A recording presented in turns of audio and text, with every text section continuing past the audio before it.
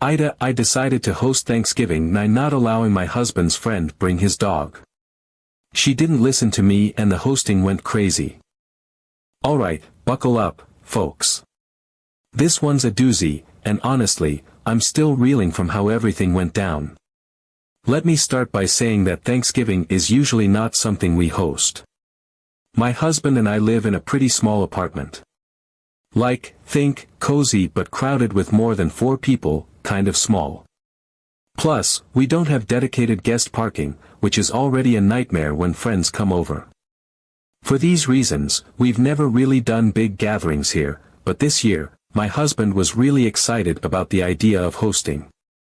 Now, I'm not completely against the idea of hosting, it's just that the logistics can get tricky. We used to host a lot of parties and get-togethers at our old place, which was bigger and more accommodating, and I'll admit, it was fun. I miss those days. So when my husband suggested hosting Thanksgiving this year, I figured, why not? He seemed so thrilled about it, and it felt like a way to bring back some of that old magic. Most of our guests are friends rather than family, so it's not the most traditional Thanksgiving setup, but it's always been a good time. To make things easier and avoid the kind of stress that comes from single-handedly pulling off a Thanksgiving feast, we decided to go with a potluck-style dinner. Everyone agreed to bring a dish, and honestly, I was so relieved. The idea of juggling a turkey, stuffing, mashed potatoes, and all the sides in our tiny, galley-style kitchen was enough to give me heart palpitations. Not to mention, we have limited counter space, so even trying to prep more than one dish at a time feels like a game of culinary Tetris. Having everyone contribute a dish felt like the only way to make this work without completely losing my sanity. One of our friends, let's call her Chelsea, immediately volunteered to make the turkey. It was like the Thanksgiving gods had smiled upon us because there was no way I was going to attempt something that big in my oven, which honestly struggles to bake cookies evenly. I've never roasted a turkey in my life, and the thought of potentially screwing it up in front of everyone was just, no. Chelsea, on the other hand, is known in our group for her cooking skills. She's that friend who brings perfectly plated dishes to potlucks and somehow makes it all look effortless. Her turkeys, in particular, are legendary. They're always golden brown, juicy, and seasoned to perfection. I mean, people actually rave about them weeks later. So when she offered, it felt like a huge weight had been lifted off my shoulders. Turkey. Check. Crisis averted. Fast forward to Thanksgiving Day, and I was running around like a maniac trying to get everything ready. I'm talking full-on panic mode, shoving random clutter into closets, cramming coats and bags into the laundry room, and desperately trying to make our cramped little apartment look presentable. You know when you start cleaning one area, and suddenly you notice 5 other things that need to be fixed. That was me. Every smudge on the walls, every stray sock under the couch, I saw it all, and it was driving me nuts. My strategy basically boiled down to shoving anything remotely messy out of sight and praying no one opened the wrong door.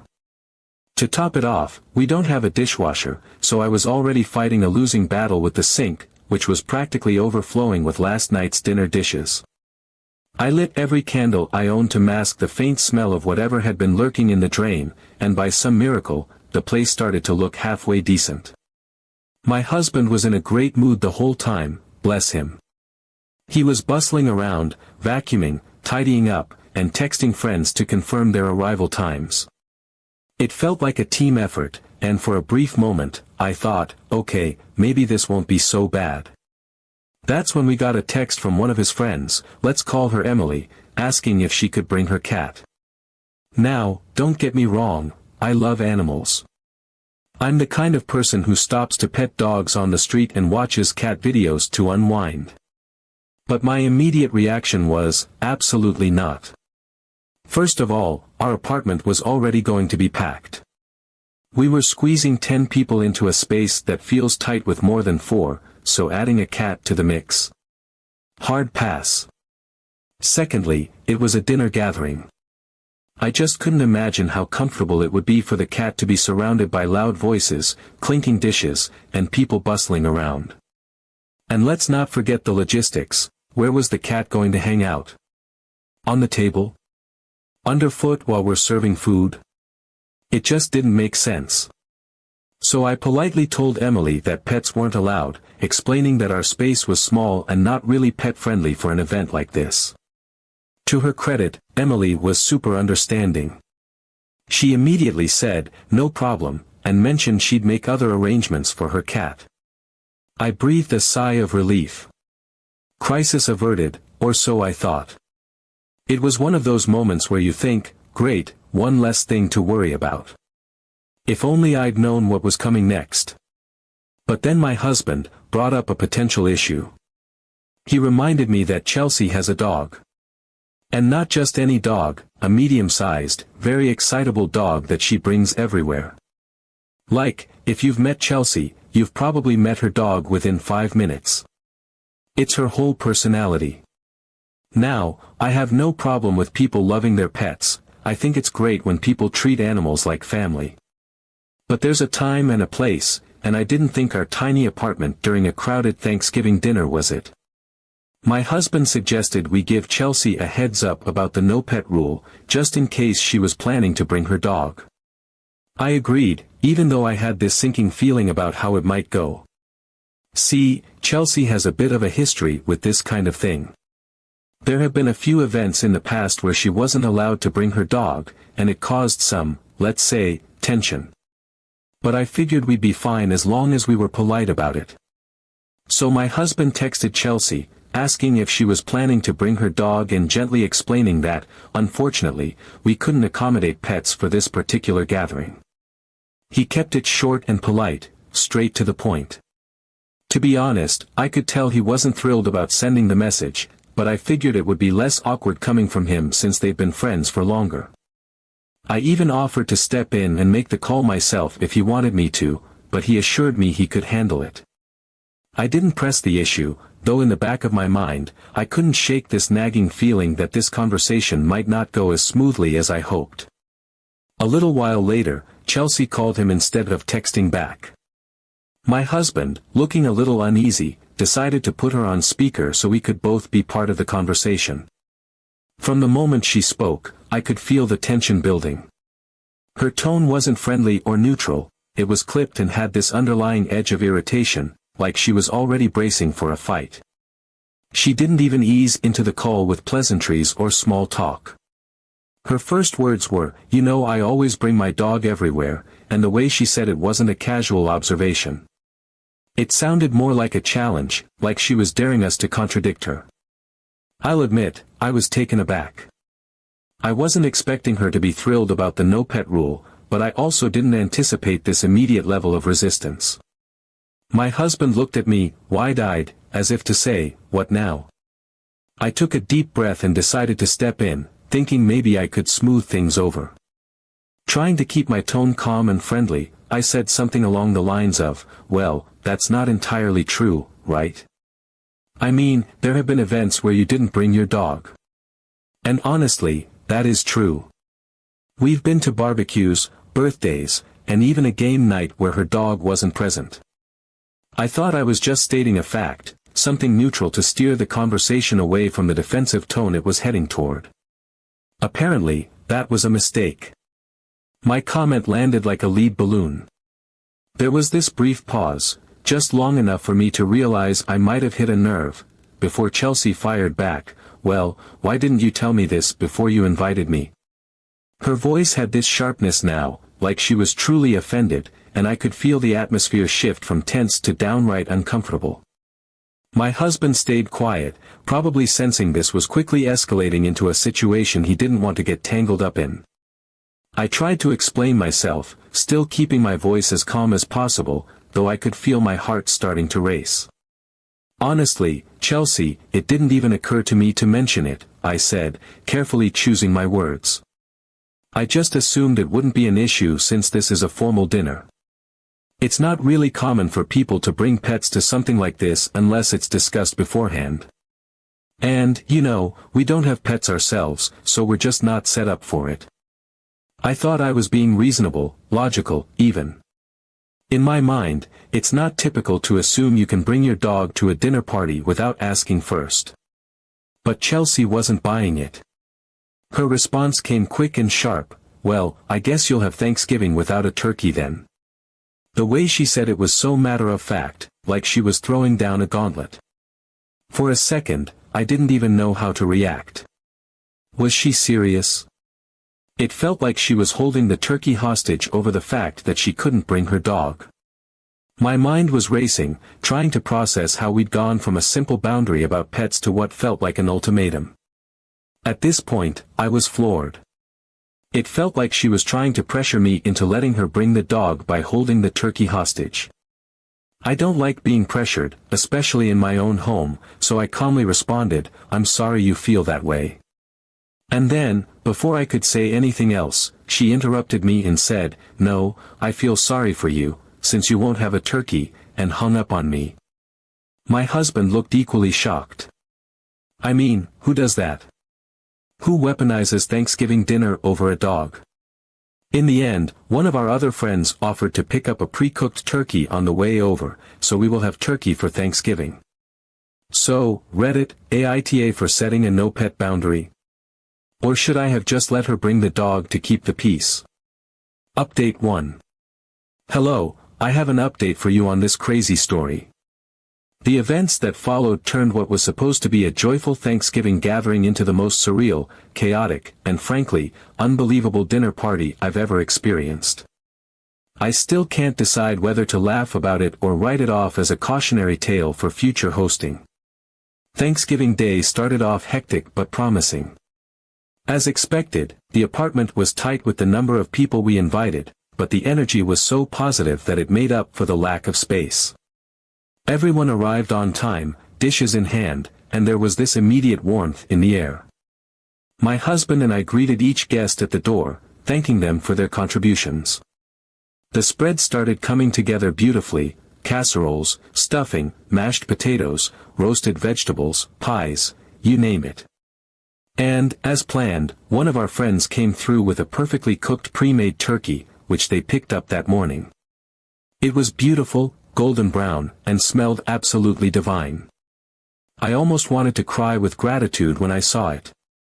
The table was set, and although we had to cram chairs together and improvise with stools and even a step ladder for seating, no one seemed to mind.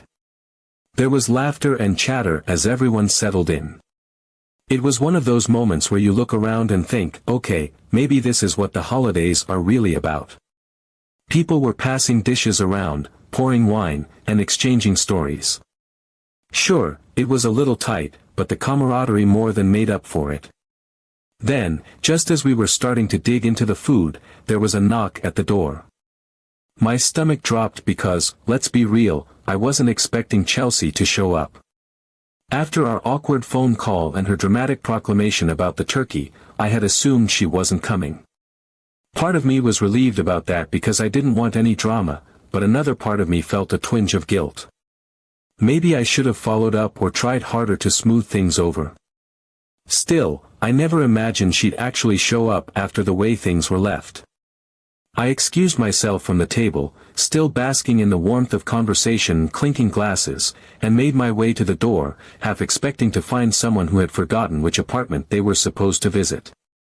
But when I opened it, I was met with the last thing I ever anticipated: Chelsea, standing there with an almost casual expression on her face, holding her dog's leash. Except it wasn't even just a leash. It was one of those extendable ones that practically scream, "I didn't plan to follow any rules today." And she wasn't holding a turkey. Not even a side dish or a dessert. Nope, just her dog, who was wagging its tail enthusiastically, its whole body vibrating with excitement as though this was the most natural scene in the world. I froze, my brain scrambling to reconcile the blatant audacity of what I was seeing with the festive, wholesome atmosphere we had just created inside. For a split second, I wondered if I was imagining things. Maybe this was some sort of stress-induced hallucination brought on by the chaos of hosting. But no, there she was, in the flesh, with her very real dog. The sight was so absurd that I couldn't even speak at first. The energy inside, warm and bustling with friends passing food and sharing stories, felt like it belonged to another universe entirely compared to what was now standing at my door. Finally, I managed to stammer out some sort of greeting, though it probably sounded more like a question than a welcome. "Chelsea," I said, the disbelief evident in my tone. My eyes flicked down to the dog, which was already straining at the leash, eager to explore. The sheer gall of it left me momentarily paralyzed. I reminded her, as calmly as I could muster, that I had explicitly said no pets. I didn't want to cause a scene, but I felt the need to reiterate the boundary I had made abundantly clear earlier in the week. Surely there was some misunderstanding, I thought.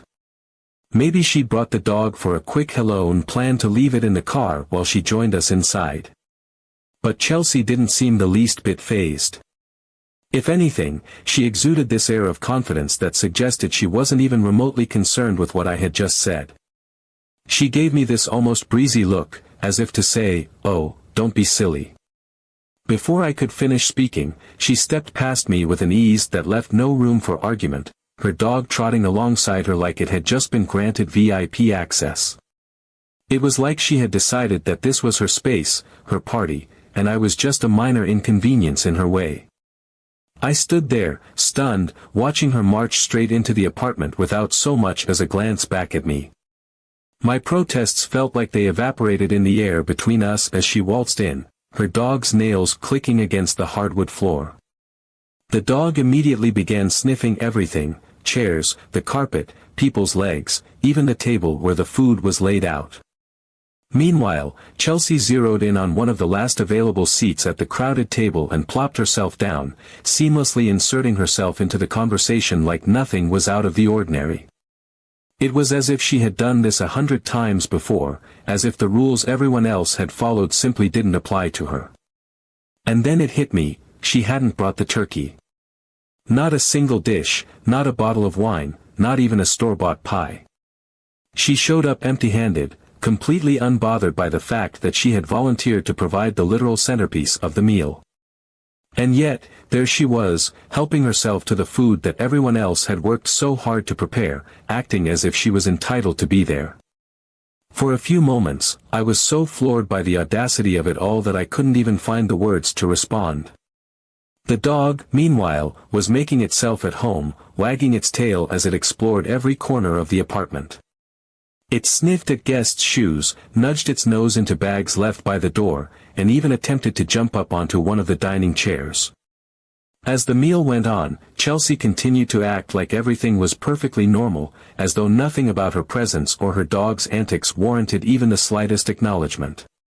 She sat comfortably in her seat, chatting with the person next to her and laughing at stories like she was the life of the party. Meanwhile, she had piled her plate high with food that everyone else had lovingly prepared and brought, and acted like it was her divine right to enjoy it without question. And then, as if her casual entitlement wasn't enough, she started feeding her dog directly from her plate. At first, it was subtle, just a small piece of turkey slipped under the table. But it quickly escalated.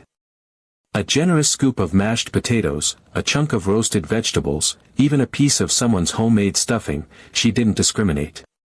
And the worst part? She wasn't even trying to hide it. She leaned back in her chair, one hand on her fork and the other casually dangling scraps of food down to her dog, who sat obediently by her side, tail wagging, eagerly devouring every morsel she offered.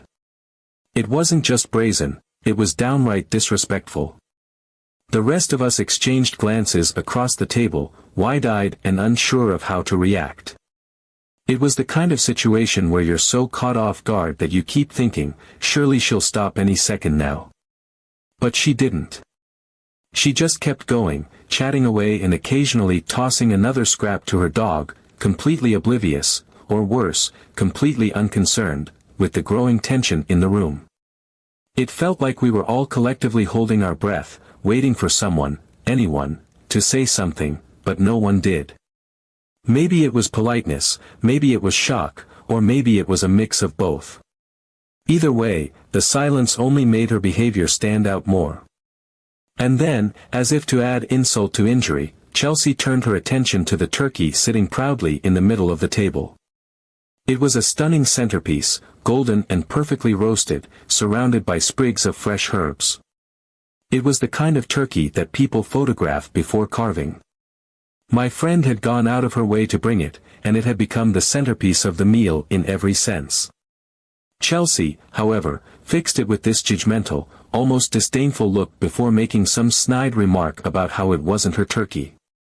She said something along the lines of how she wouldn't waste her turkey on us because we hadn't bothered to call her back and ask her to bring it.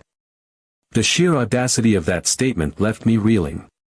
Waste her turkey on us? As if we were supposed to beg her to honor the commitment she had made in the first place. The entitlement was staggering, and I could feel the frustration bubbling up inside me, threatening to spill over. But I bit my tongue, unwilling to ruin the evening for everyone else. And then, as if the situation couldn't get any worse, the unthinkable happened. Chelsea's dog, who had been sitting by her side like a perfectly trained accomplice, suddenly leapt up onto the table. Yes, you read that right, onto the table. It was so sudden and so shocking that no one had time to react. Plates rattled, glasses wobbled, and the dog's nails clicked against the surface as it stood there, sniffing at the dishes spread out before it.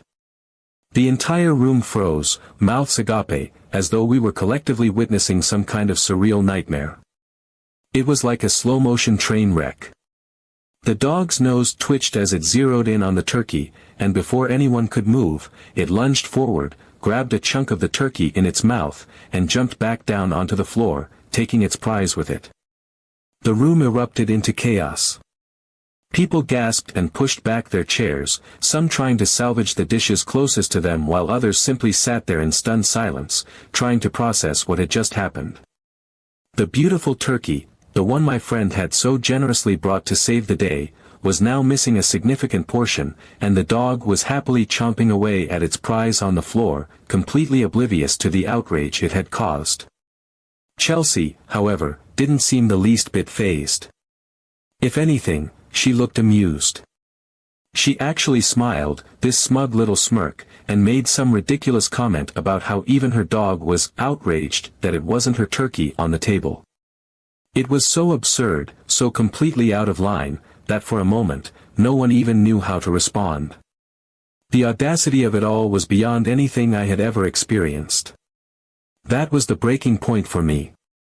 I couldn't believe the level of disrespect, bringing a dog when I had clearly said no, not bringing the turkey she had promised, feeding her dog from the table, and now this? I wasn't about to let her ruin the evening any further. I stood up, pointed to the door, and told her she needed to leave. She tried to protest, but I wasn't having it. I ushered her and her dog out of the apartment, ignoring her indignant comments all the way to the door. Once she was gone, the atmosphere in the room shifted. People were still a bit stunned, but then the laughter started. It was the kind of laughter you get when something so absurd happens that you don't know what else to do. We salvaged the rest of the evening, though the turkey was a bit worse for wear thanks to the dog. Everyone agreed that it was a Thanksgiving to remember, though definitely not for the reasons I had hoped. I'm still in disbelief over Chelsea's behavior. But if nothing else, I learned an important lesson: set boundaries, and if someone refuses to respect them, don't feel bad about enforcing them. Even on Thanksgiving. Update 2. The day after Thanksgiving, sometime around mid-morning, my phone buzzed with a notification. I glanced at it, expecting something innocuous, maybe a Black Friday deal or a message from one of the friends who had been at dinner. Instead, it was a text from Chelsea. I hesitated for a moment before opening it, bracing myself for whatever absurdity was about to unfold. And let me tell you, I was not prepared for what I saw. The message was long, almost essay-like, and started off with this tone that felt bizarrely self-righteous. She didn't apologize for her behavior the night before, nor did she acknowledge how her actions had disrupted the dinner. Instead, she doubled down on her position in a way that was so absurd, I had to read it twice just to make sure I wasn't misunderstanding her. According to Chelsea, I was the one who had been in the wrong, apparently for failing to make accommodations for her dog. Yes, you read that right. She told me, in no uncertain terms, that if I didn't want her dog eating from the table, I should have provided a separate menu for him. She went on to explain that her dog eats with her at home and that it's a perfectly normal, acceptable thing to do. To her, the idea that I hadn't anticipated this and prepared accordingly was, apparently, a major oversight on my part. The tone of the message was dripping with condescension, as though I had committed some grave faux pas by not creating a fine dining experience for her dog. I could hardly believe what I was reading. A separate menu for her dog? At Thanksgiving dinner? In my tiny apartment? The sheer entitlement was almost comical. Almost. What really got me was the way she framed it, as though I had been the unreasonable one. She actually had the nerve to suggest that my lack of preparation for her dog was the root of the problem, that if I had just made a plate for him, none of the chaos would have occurred. It wasn't her fault for bringing the dog uninvited. It wasn't her fault for feeding him scraps from the table or letting him steal the turkey. No, the fault lay squarely on my shoulders for failing to treat her dog like a guest of honor. The absurdity of the message hit me like a ton of bricks. I stared at my phone, my jaw practically on the floor, as I scrolled through her lengthy diatribe. She even went so far as to offer me tips on how to be a better host in the future, advice that included things like keeping water bowls on hand for pets and being more understanding of different lifestyles. It was so ridiculous that I almost didn't know how to respond. Almost. After a moment of stunned silence, I couldn't help myself. I burst out laughing. I quickly composed a response, keeping it short and to the point. I didn't want to get dragged into a back-and-forth argument with someone who was clearly living in their own alternate reality. Instead, I sent her a series of laughing emojis and let her know, in no uncertain terms, that her behavior was nothing short of complete absurdity. The message wasn't mean or aggressive, it was more like a simple statement of fact. If she couldn't see how ridiculous she had been, that wasn't my problem to fix. Some people are just impossible to reason with, and Chelsea, clearly, was one of those people. I had done everything I could to set boundaries, and if she wanted to twist that into some kind of personal slight against her and her dog, that was on her, not me. Later, as I recounted the story to a few close friends, their reactions ranged from disbelief to outright laughter.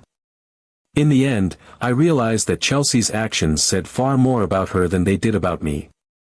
If she wanted to live in a world where her dog was treated like royalty and everyone else was expected to cater to her whims, that was her prerogative.